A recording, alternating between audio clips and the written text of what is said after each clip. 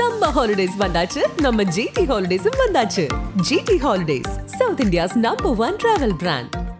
பழைய நகையை கொடுத்து பை டு 11 monthsல அதே அடைக்கு புது நகையை எடுத்துக்கோங்க. எக்ஸ்ட்ராவா ₹1 தர வேண்டாம். Magic old gold exchange.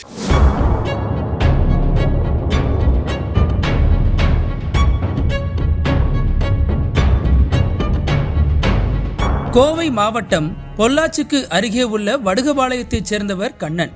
இவருக்கு அஸ்விதா என்ற மகள் உள்ளார்.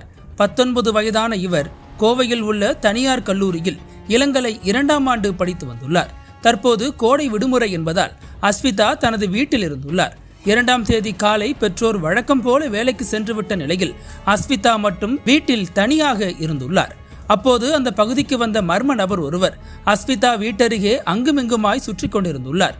ஒரு கட்டத்தில் அங்கு ஆள் நடமாட்டம் குறைவாக இருந்த சமயத்தில் அந்த மர்ம நபர் திடீரென அஸ்விதாவின் வீட்டுக்குள் நுழைந்து கதவை தாழிட்டு பூட்டிக் கொண்டார். அடுத்த சில நிமிடங்களில் அந்த வீட்டிலிருந்து படுபயங்கரமான அலறல் சத்தம் கேட்டது. அதன் பிறகு ஒருவர் அந்த வீட்டிலிருந்து வெளியே தப்பி ஓடியுள்ளார். இதை பார்த்து சந்தேகமடைந்த அக்கம் பக்கத்தினர் உடனடியாக அந்த வீட்டுக்குள் நுழைந்து பார்த்துள்ளனர். அப்போது வீட்டில் தனியாக இருந்த மாணவி அஸ்விதா கத்தியால் குத்தப்பட்ட நிலையில் இரத்த வெள்ளத்தில் சரிந்து கிடந்துள்ளார். இதை பார்த்து அதிர்ச்சி அடைந்த அந்த மக்கள் இது தொடர்பாக பெற்றோருக்கு தகவல் தெரிவித்துவிட்டு உயிருக்கு போராடி கொண்டிருந்த அஸ்விதாவை மீட்டு பொள்ளாச்சி மாவட்ட அரசு தலைமை மருத்துவமனைக்கு அழைத்துச் சென்றனர். அங்கு அவரை பரிசோதித்த மருத்துவர்கள் அஸ்விதா ஏற்கனவே உயிரிழந்து விட்டார் என கூறியுள்ளனர். இந்த செய்தி காட்டுத்தீ போல பரவி அனைவரையும் நடுங்க வைத்துள்ளது. பின்னர் சம்பவ இடத்திற்கு சென்ற பொள்ளாச்சி ASP சிருஷ்டி சிங் தலைமையிலான போலீசார் சம்பவ இடத்தில் ஆய்வு மேற்கொண்டனர். இது குறித்து வழக்கு பதிவு செய்த போலீசார் அஸ்விதா கொலைக்கான காரணம் என்ன, அவரை கொலை செய்த மர்ம நபர்கள் யார் என்பது குறித்து பல்வேறு கோணங்களில் விசாரணை மேற்கொண்டனர். இதனிடையே அஸ்விதாவை கொலை செய்து விட்டதாக கூறி பிரவீன்குமார் என்ற இளைஞர் பொள்ளாச்சி காவல் நிலையத்தில் சரணடைந்துள்ளார்.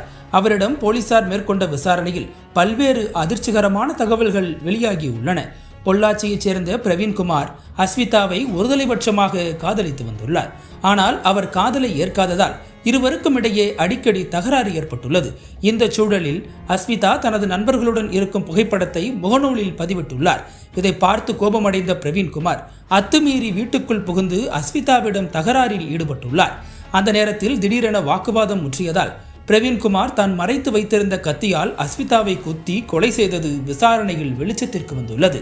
இதையடுத்து பிரவீன்குமாரை போலீசார் கைது செய்து தீவிர விசாரணையில் ஈடுபட்டு வருகின்றனர்.